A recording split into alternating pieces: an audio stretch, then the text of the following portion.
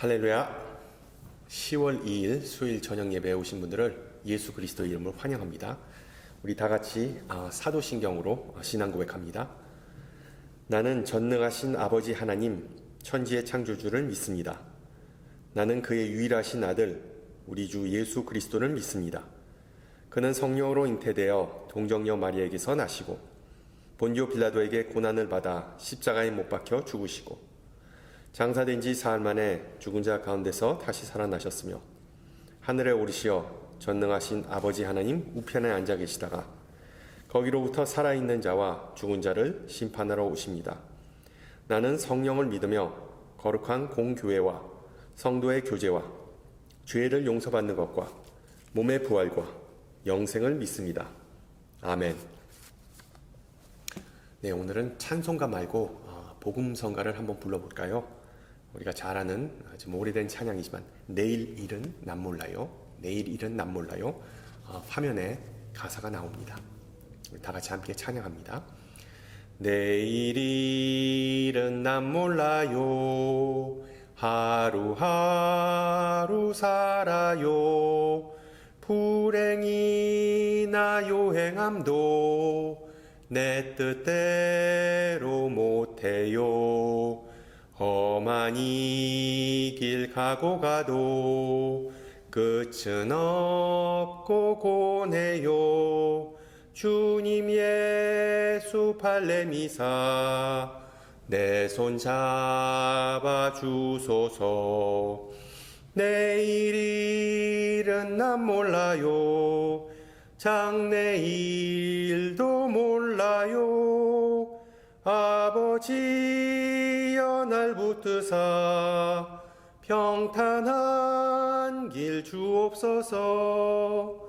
좁은 이 길 진리의 길 주님 가신 그 옛길 힘이 들고 어려워도 찬송하며 갑니다. 성령이 그 음성을 항상 들려주소서. 내 마음은 정했어요. 변치 말게 하소서. 내일 일은 난 몰라요. 장래일도 몰라요.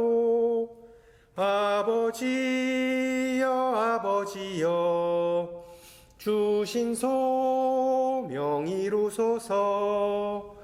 만왕의 왕 예수께서 이 세상에 오셔서 만 백성을 구속하사 참 구주가 되셨네. 순교자의 본을 받아 나의 믿음 지키고 순교자의 신앙 따라 이 복음을 전하세. 불과 같은 성령이여 내 맘에 항상 계셔. 천국 가는 그날까지 주여 지켜 주옵소서. 아멘. 하나님께서 오늘 저녁 우리에게 주신 말씀 욥기 2장 1절에서 10절입니다. 욥기 2장 1절에서 10절. 제가 가진 성경으로 구약 762페이지입니다. 762페이지. 욥 2장 1절에서 10절을 말씀을 받들어 봉독합니다. 또 하루는 하나님의 아들들이 와서 여호와 앞에 서고 사탄도 그들 가운데에 와서 여호와 앞에 서니 여호와께서 사탄에게 이르시되 내가 어디에서 왔느냐? 사탄이 여호와께 대답하여 이르되 땅을 두루 돌아 여기저기 다녀왔나이다. 여호와께서 사탄에게 이르시되 내가 내 종 욥을 주의하여 보았느냐? 그와 같이 온전하고 정직하여 하나님을 경외하며 악에서 떠난 자가 세상에 없느니라. 내가 나를 충동하여 까닭 없이 그를 치게 하였어도 그가 여전히 자기의 온전함을 굳게 지켰느니라. 사탄이 여호와께 대답하여 이르되 가죽으로 가죽을 바꾸오니 사람이 그의 모든 소유물로 자기의 생명을 바꾸올지라. 이제 주의 손을 펴서 그의 뼈와 살을 치소서. 그리하시면 틀림없이 주를 향하여 욕하지 않겠나이까. 여호와께서 사탄에게 이르시되 내가 그를 내 손에 맡기노니 다만 그의 생명은 해하지 말지니라. 사탄이 이에 여호와 앞에서 물러가서 욥을 쳐서 그의 발바닥에서 정수리까지 종기게 나게 한지라. 욥이 재 가운데 앉아서 질그릇 조각을 가져다가 몸을 긁고 있더니 그의 아내가 그에게 이르되 당신이 그래도 자기의 온전함을 굳게 지키느냐? 하나님을 욕하고 죽으라. 그가 이르되 그대의 말이 한 어리석은 여자의 말 같도다. 우리가 하나님께 복을 받았은즉 화도 받지 아니하겠느냐 하고 이 모든 일에 욥이 입술로 범죄하지 아니하니라. 아멘. 계속해서 인생의 폭풍에 대처하는 방법에 대해 좀 나누고자 합니다. 특히 이 10월 한 달 동안 욥기를 집중적으로 살펴보았으면 합니다. 성경의 많은 책 중에 왜 욥기일까라는 질문에 우선 욥기는 잠언과 더불어 구약의 대표적인 지혜 문학입니다. 지금 우리가 사는 불안한 나날들과 겪고 있는 불안정한 시대에 반드시 하나님의 지혜가 필요하지 않겠습니까? 또 다른 이유는 욥기는 성경의 책 중에 가장 어렵지만 동시에 많은 도전을 주는 책이기 때문입니다. 특히 인생에 관한 많은 문제를 제기하지만 아직도 분명한 대답을 찾지 못한 경우가 많기 때문입니다. 제가 신학교 다닐 때 설교학을 가르쳤던 교수님의 말씀이 아직도 생각납니다. 왜 기독교는 쇠퇴하는가? 왜 사람들은 교회를 떠나는가? 라는 질문에 설교자가 문제다, 설교가 문제다라고 주장하더군요. 설교학 교수니까 어찌 보면 당연한 얘기지요. 왜 설교 또는 설교자가 문제인가 하면 성삼위일체론, 그리고 구원론, 그리고 계시론, 그리고 예정론과 같은 교회의 그 전통적 메시지가 이 현대인들의 마음에 와닿지 않는다는 것입니다. 소위 말하는 교리적 설교, 신학적인 설교가 사람들에게 낯설게, 무의미하게 현실과 동떨어져 보이기 때문이라고 주장하더군요. 결론적으로 이 강단에 선 설교자의 메시지가 청중이 진실로 궁금해하는 질문에 답하지 않을 때, 아니면 청중이 진실로 궁금해하는 사안을 설교자가 외면할 때, 설교자뿐만 아니라 기독교 전체가 사람들에게 무의미하게 느껴진다라는 것이 그분의 주장이었습니다. 예를 들어 만약에 어떤 설교자가 지금 세상이 처한 가장 큰 문제는 죄의 문제이고 하나님은 그 죄의 문제를 해결하시기 위해 은혜를 베푸사 자신의 독생자 예수를 보내어 우리를 의롭게 하신다라고 설교하면, 선포하면 그 설교자는 개신교의 정통교리의 근간이 되는 이신칭의, 영어로는 justification by faith라는 그 주제를 잘 전하는 것이죠. 그리고 그러한 설교는 분명히 성서적입니다. 왜? 로마서의 주된 내용이 바로 우리가 예수 믿으면 하나님으로부터 의롭다함을 인정받는 것입니다. 신학적으로 보거나 아니면 성서적으로 보거나 아무런 문제가 없는 그런 설교입니다. 문제는 그런 설교를 듣는 청중입니다. 그런 설교를 들은 현대 그리스도인들이 자신들이 처한 가장 큰 문제가 과연 죄라고 인식하는 것인가입니다. 그런 설교를 듣고 이제 내가 예수님 복음을 영접하고 하나님에게 의롭다고 인정받았구나 라고 막 그냥 춤추고 기뻐할까요? 아니면 그냥 의로운 것도 아니고 의롭다고 인정받는 것이 무슨 뜻인가? 알쏭달쏭하다 이렇게 반문할까요? 영적 대각성, 부흥운동이 주를 이루었던 19세기만 해도 그런 설교는 분명히 청중에게 강렬한 인상을 남겼습니다. 그렇지만 우리 21세기 신앙인들에게 있어 사후에 우리가 천국에 갈 것인가 아니면 지옥에 갈 것인가에 대한 걱정, 그 걱정, 즉 영혼 구원의 문제는 분명히 중요한 내용이지만 그들의 주된 관심사가 아닌 것은 자명합니다. 그들이 심각하게 생각하는 사안은 지금 이 세상에서 판치는 끝없는 폭력과 고통의 문제입니다. 폭력과 고통. 여러분, 지난주에 태국에 있는 어느 타가소에서 수십 명의 무고한 생명이 비극적으로 목숨을 잃는 그런 사건을 보면서, 그리고 또한 몇 달 전에 텍사스에서 있었던 초등학교 총기 난사 사건을 보면서 우리 자녀들을 위협하는 온갖 위험, 중독, 유혹, 불확실하고 불안전한 미래를 놓고 고민하면서 질문합니다. 하나님은 과연 이 세상 속에서 역사하시는가? 아니면 그냥 방관하시는가? 이런 질문, 이런 의문을 품는 것은 당연한 일이고, 더 나아가 개인이나 공동체가 그런 비극적인 상황에 부닥쳤을 때 그것을 어떻게 받아들여야 하고 어떻게 대처하는지에 대한 속 시원한 대답을 하나님으로부터 좀 듣고 싶습니다. 베스트셀러 작가인 스티븐 코비는 뉴욕 지하철에서 있었던 아주 특별한 경험을 소개하고 있습니다. 일상에 지친 여행객들이 그 지하철 차량에 조용히 앉아 있을 때 문이 갑자기 열리면서 어느 남자와 시끌벅적한 아이들이 차에 올라탔답니다. 그 남자는 의자에 그냥 털썩 앉아서 마치 그 소란의 주범인 자녀들을 잊은 듯 두 눈을 감고 있었답니다. 고요했던 그 전동차는 갑자기 그냥 혼돈의 도가니로 변해버렸고, 아이들의 이와 같은 부적절한 행동이 사람들의 눈썹을 찌푸리게 했지만 그 아버지는 전혀 신경을 쓰지 않는 듯 했답니다.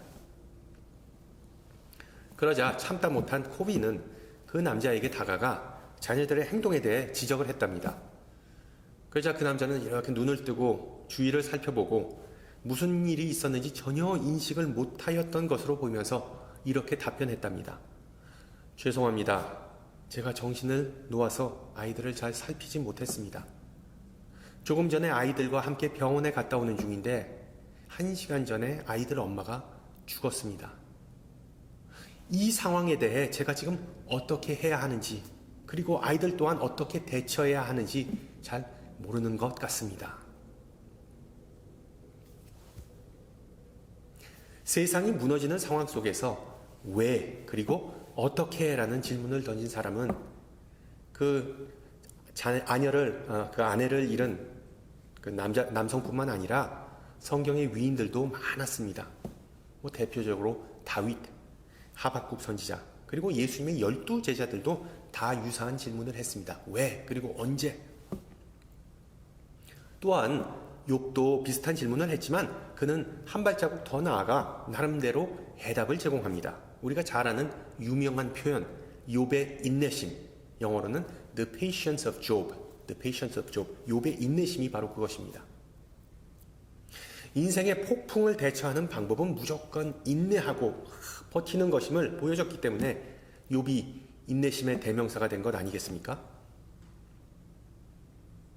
바로 오늘 본문에 나오는 주인공의 인생 이야기에서 비롯된 표현이기도 한데, 욥기 1장 1절 첫 구절은 그를 다음과 같이 소개합니다. 그 사람은 온전하고 정직하여 하나님을 경외하며 악에서 떠난 자더라. 아마 노아와 더불어 성경에서 이렇게 후한 평가를 받는 사람은 없는 것 같습니다. 욥은 도덕 교과서이자 영적으로 성숙한 사람이었습니다.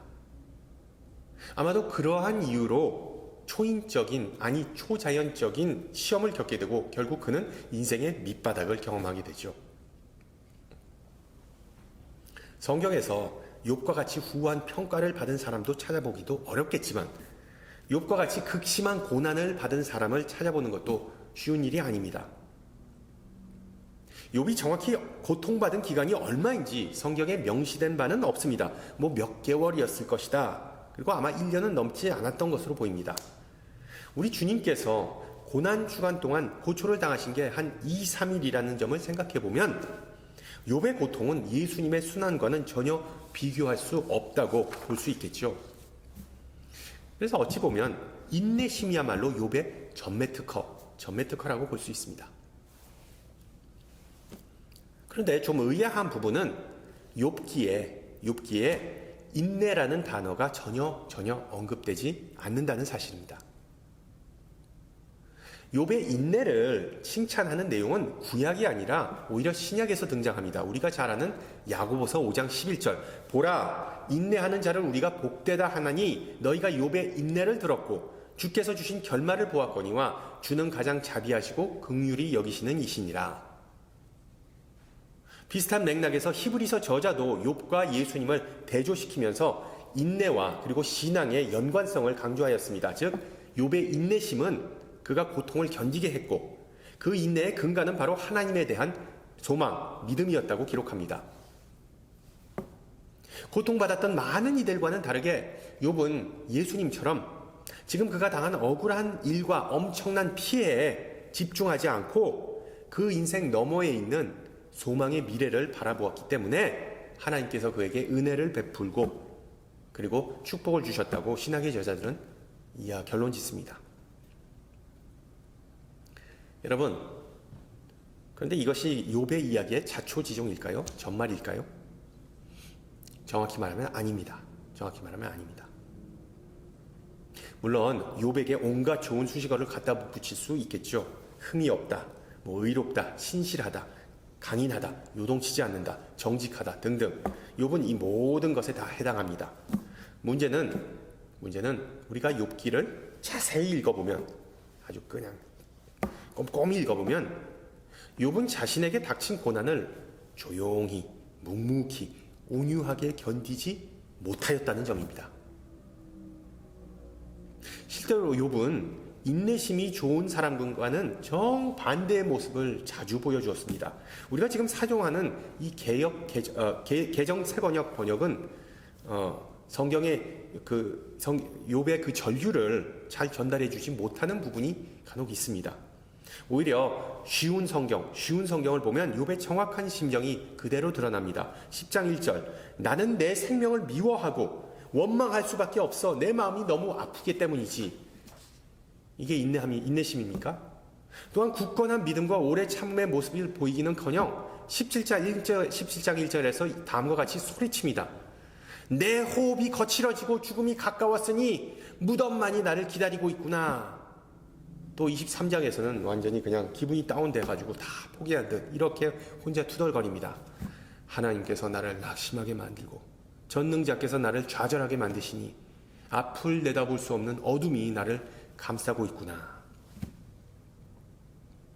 보다시피 욥은 자신의 감정에 충실한 사람입니다. 거짓이 없고 정직한 사람입니다. 그러나 인내심이 좋은 사람은 결코 아니었습니다.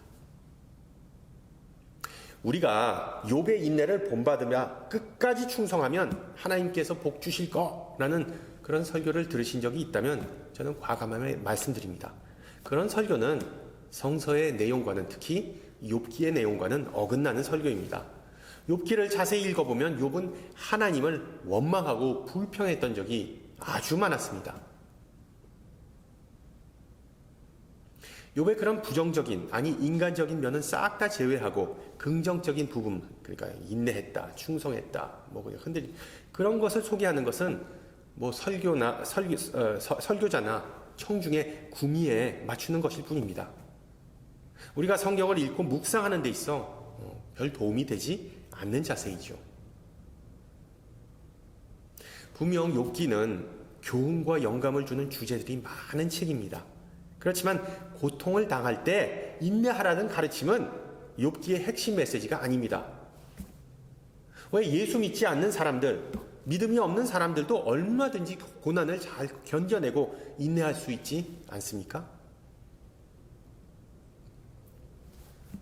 따라서 욥기가 전달하는 더 명확한, 더 분명한 교훈이 있다면 두 가지를 우선 꼽을 수 있겠는데, 하나는 인간의 고통, 그리고 또 다른 하나는 하나님에 대한 충성입니다. 고난과 충성, 충성 또는 믿음. 이 두 가지야말로 욥의 인내심과 상투적인 표현과는 다르게 우리 21세기 신앙인들을 영적으로 양육하고 성숙하게 해주는 주제들입니다. 따라서 하나님이 낯설게 느껴질 때, 또는 하나님의 임재가 와닿지 않을 때 어떻게 대처할 수 있는지를 놓고 오늘 저녁 잠깐 생각해 보고자 합니다. 그 해답은 바로 방금 말씀드린 대로 고난과 충성인데, 고난과 충성.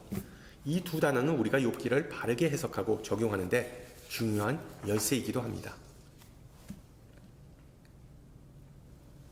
우선 인간이 당하는 고난의 종류와 그 성격에 대해 욥기가 전해주는 메시지는 모든 고난은 다 인과응보로 설명할 수 없다는 점입니다.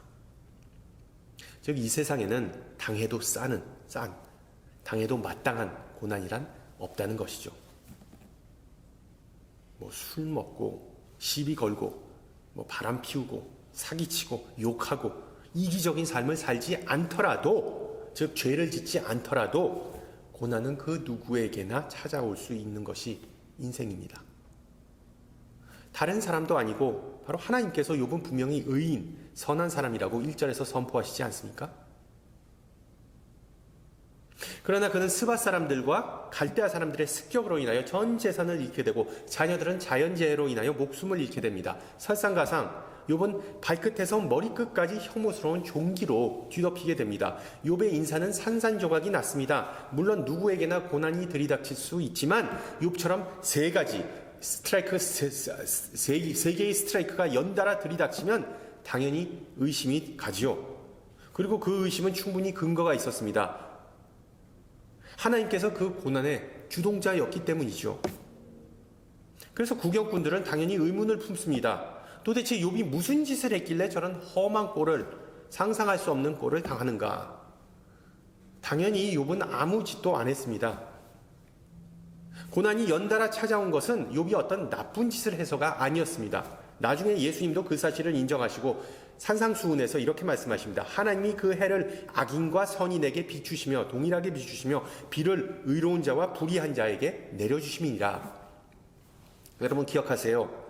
나 자신을 포함해 이 세상 그 누구도, 심지어 악인이 고통받는 모습을 보고 그럴 줄 알았다, 정의는 살아있다, 쌤통이다 라고 결론지어서는 안 됩니다. 조금 전에 부른 내일 일은 남 몰라요 라는 찬양의 가사처럼 우리는 항상 겸허한 마음을 품어야 합니다. 욥이 당한 일은 그 누구에게도 벌어질 수 있는 일입니다.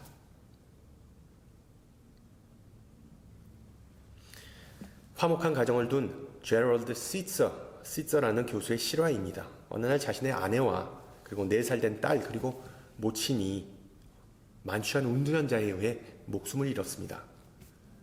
그 사고가 있기까지 평탄대로를 걷던 시처 교수는 갑자기 소중한 사람 3명을 잃게 되고 그의 인생은 나락으로 빠졌죠. 그리고 몇 달 후에 그 고통은 배가 되었습니다. 사고를 일으킨 운전자는 살해 혐의를 벗을 수가 있었습니다. 그의 변호사가 당시 목격자들의 신빙성에 의문을 제기해서 결국 자신의 의뢰인에게 무죄 판결을 받아냈기 때문이죠. 당연히 시처 교수는 분노에 휩싸이게 됐습니다. 그리고 슬픔의 나라들을 보냈는데 어느 날 갑자기 내가 과연 공평하고 행복한 삶을 누릴 자격이 있는가라는 그런 마음이 생기기 시작했답니다. 그가 쓴 자서전 변장한 은혜라는 책을 보면 사랑하는 3명의 가족을 잃어도 될 만한 아무런 이유는 내게 없다. 그렇다고 사랑하는 3명의 가족이 나에게 주어진 하등의 자격 또한 내게 없다는 것을 깨닫게 됐다라고 기록합니다. 힘들 때나 좋을 때나 자신의 아내는 늘 자신의 곁을 지켜주었던 사람이었고 자신의 모친은 많은 사람에게 늘 사랑을 베풀면서 살았던 존재이고 4살배기 딸은 항상 집안을 기쁨과 웃음으로 밝게 해주는 선물이었다는 점을 회상하면서 그는 이렇게 결론을 내립니다. 그들의 죽음은 나에게 가혹하지만 그들과 함께했던 나날들은 나에게 과분한 시간이었다. 어떤 이가 고난을 겪으면 다 그럴 이유가 있지라고 성급한 결론을 내리지 말아야 합니다. 마찬가지로 어떤 사람이 분에 넘치는 축복을 받으면 예를 들어서 로또에 당첨됐다. 그러면 배가 아플 수도 있지만 다 그럴 이유가 있지라고 성급한 결론을 짓지 말아야 합니다. 예를 들어 밤을 새우며 죽어라 공부한 학생이 인류대학에 붙으면 당연한 일이고 대학에서 떨어지면 사고일까요? 취업준비생이 어마한 경쟁률을 뚫고 입사에 성공하면 하나님의 은혜이고 실패하면 하나님의 무관심일까요? 아니죠. 오늘 본문 10절에서도 욥도 그와 같은 잘못된 편견을 오해를 바로잡아 줍니다. 우리가 하나님께 복을 받았은즉 화도 받지 아니하겠느냐. 사도신경 첫 줄, 나는 전능하신 아버지 하나님 천지의 창조주를 믿습니다. 우리가 예배 때마다 많이 고백해서 그 의미가 다소 희석되고 잘 와닿지 않는 경우가 있습니다. 입으로 고백하는 것과 그리고 진심으로 믿는 것은 다소 차이가 있습니다. 여러분, 결혼식에서 신랑 신부는 혼인서약을 하죠. 내용이 뭡니까? 비가 오나 눈이 오나 바람이 불고 세월이 흘러도 언제나 남편만을 또는 아내만을 사랑하겠습니다 라고 고백합니다. 근데 여러분, 그 서약이 과연 얼마나 지켜집니까? 얼마나 갑니까?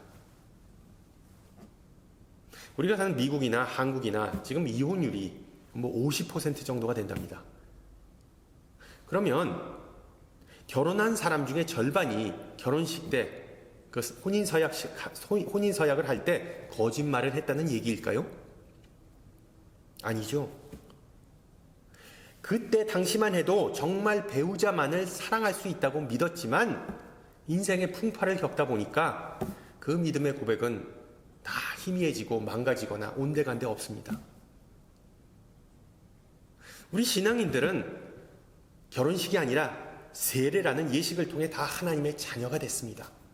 그렇다면 여러분의 인생과 행복에 관하여 모든 것을 다 주님께 맡겼다는 그 믿음이, 그 고백이 지금 그대로입니까? 아니면 빈 껍데기만 남았습니까?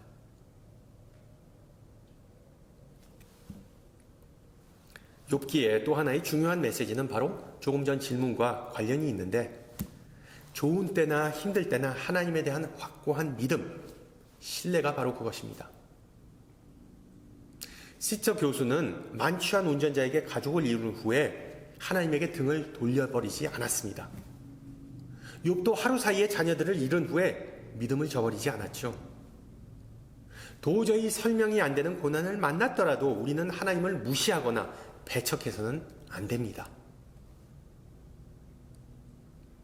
하나님과 연을 끊거나 담을 쌓는 것이 정답이 아니라면 어떤 방법이 있을까요? 나중에 7장에서 욥은 하나님에게 소리 지르고 외칩니다. 내가 내 입을 금하지 아니하고 내 영혼의 아픔 때문에 말하며 내 마음의 괴로움 때문에 불평하리라. 보세요. 욥은 자기 입으로 불평한다라고 분명히 말하죠. 여러분, 불평하는 거 괜찮습니다. 열띤 외침이나 기도로서 불평을 표현하는 것 괜찮습니다. 다만 그 대상이 하나님이어야 한다는 것이죠. 무슨 얘기인가 하면 마치 멍멍이가 뼈다구를 그냥 꽉 물고 그냥 절대로 놓지 않듯 욥은 안간힘을 다해 하나님에게 매달립니다. 절대로 놓치지 않습니다. 주님, 내 말 좀 들어보세요. 무슨 응답 좀 해주세요. 결국 욥이 다시 은혜를 입는 이유는 하나님을 배신하지 않고 일편단심이었기 때문입니다. 꽉 매달렸기 때문이죠. 하늘에 계신 아버지께 부르짖고 매달리는 것 외에 또 우리는 무슨 일을 할 수 있을까요? 웨슬리 신학교에서 가르치는 데브라 머피라는 분은 다음과 같은 칼럼을 썼습니다. 이분은 특히 자연재해로 인하여 고난을 겪는 경우를 신학적으로 접근했습니다. 자연재해로 인하여 고난을 겪는 경우를 신학적으로 접근했습니다.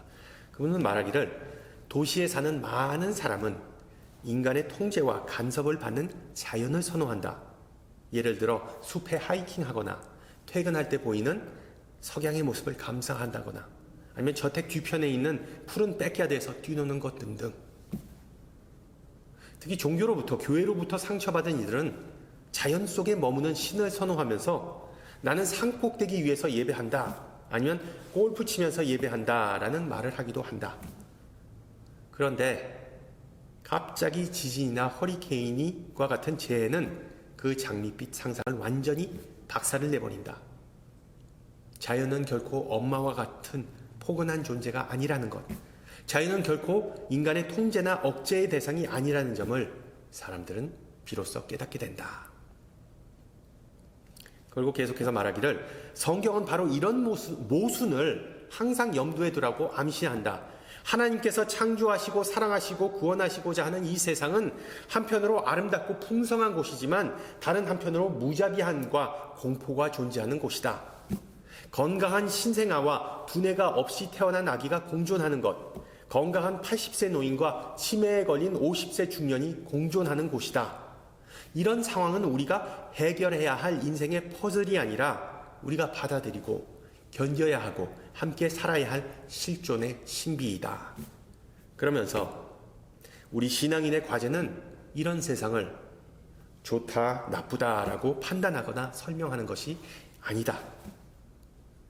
우리의 과제는 고통 속에 있는 이들에게 손을 내밀고 그들과 함께 하는 것이다 라는 결론을 내립니다. 2장 후반부에 욥의 친구들이 보인 바로 그 모습이죠. 또한 욥기 제일 마지막에 42장에서 하나님은 그런 모습을 보여주십니다. 물론 자신의 모습을 직접 드러내시지 않지만 음성을 통해 욥을 버리시지 않았고 그와 여전히 함께 하신다는 것을 알려주십니다. 그리고 그런 함께 하심을, 임재하심을 확인한 욥은 고백하죠. 주께서는 못하실 일이 없사오며 무슨 계획이든 못 이루실 것이 없는 줄 내가 이제야 알았나이다. 극도로 인내함이 아니라 또는 잘 정리된 어떤 신학적 담론을 통해서가 아니라 바로 하나님과의 관계, relationship 속에서 욥은 평안의 실마리를 찾은 겁니다. 관계 속에서 평안을 찾은 겁니다. 동병상련. 우리의 과제는 인생의 폭풍을 겪는 이들과 함께 하는 것입니다. 좋을 때나 나쁠 때나 우리의 과제는 하나님과의 교제의 끈을 놓지 않는 것입니다. 하나님과 꿈이 먹고 긴밀한 교제를 통해서 구원의 기쁨을 새롭게 맛보는 은혜가 있기를 축원합니다. 함께 기도합니다. 사랑이 많으신 하나님, 욥의 이야기를 통하여 오늘 저녁 우리에게 말씀하시고 인생의 풍랑과 폭풍을 겪을 때 고난을 담담하게 받아들이고 하나님을 의지해야 함을 가르쳐 주심을 감사드립니다. 우리의 신앙이 시험을 받거나 유혹을 받을 때 하나님을 바라볼 수 있는 눈과 하나님의 이름을 부를 힘을 주사 우리의 반석, 성루, 구원자 되시고 피난처 되신 예수 그리스도를 꼭 붙잡고 의지할 수 있게 하옵소서. 전능하신 주님, 지금 우리의 일상이 된 혼란스러운 이 세상을 주님께서 잘 아시오니 우리 자신뿐만 아니라 온 세상 만물, 온 세상 사람을 위하여 중보할 수 있는 마음과 용기를 갖기를 원합니다. 특히 허리케인으로부터 피해를 본 모든 수재민을 불쌍히 여기시고 그들과 함께 하시기를 간구합니다. 전쟁과 폭력으로 인해 사랑하는 이들을 잃거나 목숨의 위협을 받는 우크라이나인들을 기억하시고 주님의 지팡이와 막대기로 안위하옵소서. 자유를 위하여 독재와 투쟁하는 이란인들에게 용기를 주시어 하루빨리 그곳에 평화와 복음이 들어가게 하옵소서. 또한 심각한 경제난으로 인해 주님의 축복을 누리지 못하고 내일 일을 위해 근심 걱정하는 가정이나 지체들에게 주님의 사랑과 위로와 보호하심을 내려주시옵소서. 함께 주님 가르쳐 주신 기도합니다. 하늘에 계신 우리 아버지, 아버지의 이름을 거룩하게 하시며 아버지의 나라가 오게 하시며 아버지의 뜻이 하늘에서와 같이 땅에서도 이루어지게 하소서. 오늘 우리에게 일용할 양식을 주시고 우리가 우리에게 잘못한 사람을 용서하여 준 것 같이 우리 죄를 용서하여 주시고 우리를 시험에 빠지지 않게 하시고 악에서 구하소서. 나라와 권능과 영광이 영원히 아버지의 것입니다. 아멘. 네, 예배를 마쳤습니다. 여러분 한 주간 평안하시고 강건하시고요. 전 다음 주 이 시간에 뵙도록 하겠습니다. 샬롬.